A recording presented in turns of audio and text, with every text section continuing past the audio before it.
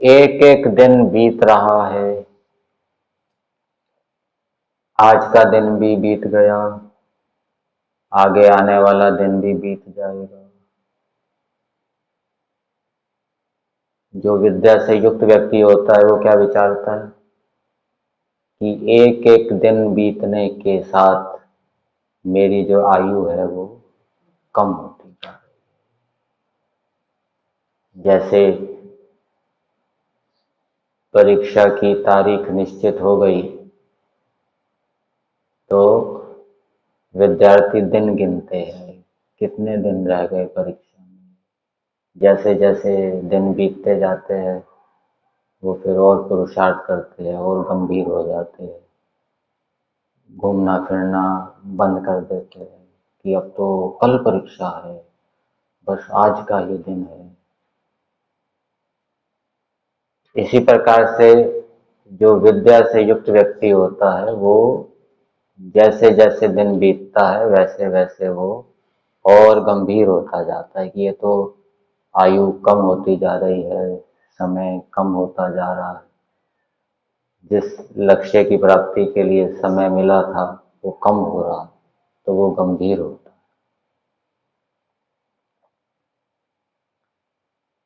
भर्तृहरि जी ने एक श्लोक के अंदर इसका चित्रण किया है कि मनुष्य का आधा जीवन तो, जो उसका जीवन काल होता है उसका आधा समय तो सोने में बीत जाता है। मान लीजिए 100 वर्ष मिले, 50 वर्ष तो सोने में ही चले गए, बाकी कितने बचे? 50 वर्ष। 50 वर्ष में से आधे अर्थात 25 वर्ष बाल्यावस्था और वृद्धावस्था में चले जाते हैं, उनमें कोई विशेष काम होता नहीं।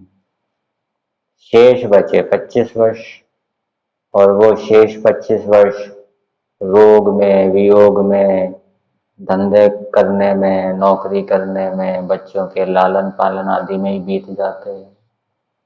बचपन में भी कहाँ सुख है? सुख है बचपन में, वहां भी परतंत्र है बालक। बुढ़ापे में भी कहाँ सुख है? वहां पर भी परतंत्र है। और सोने में बीत गया आधा समय तो,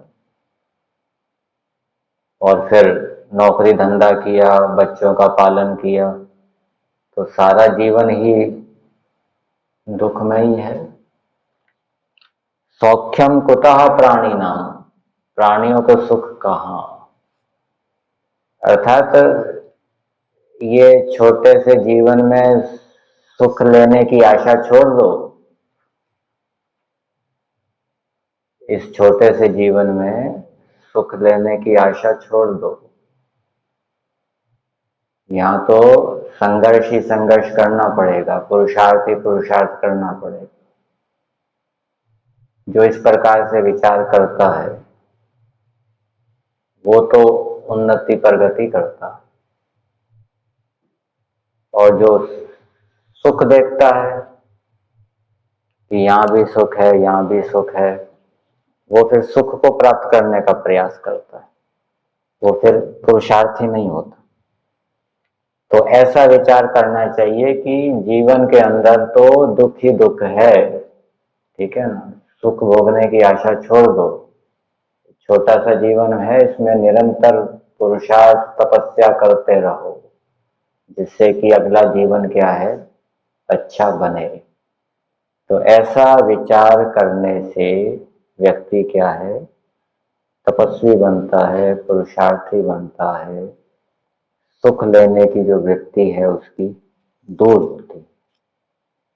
तो ये शास्त्रों के अंदर अनेक बातें बताई गई है जिनके ऊपर हम विचार करके संसार से वैराग्य, शरीर से वैराग्य उत्पन्न कर सकते हैं, पुरुषार्थी बन सकते हैं, अनेक प्रकार के भयों को, कलेशों को दूर कर सकते हैं।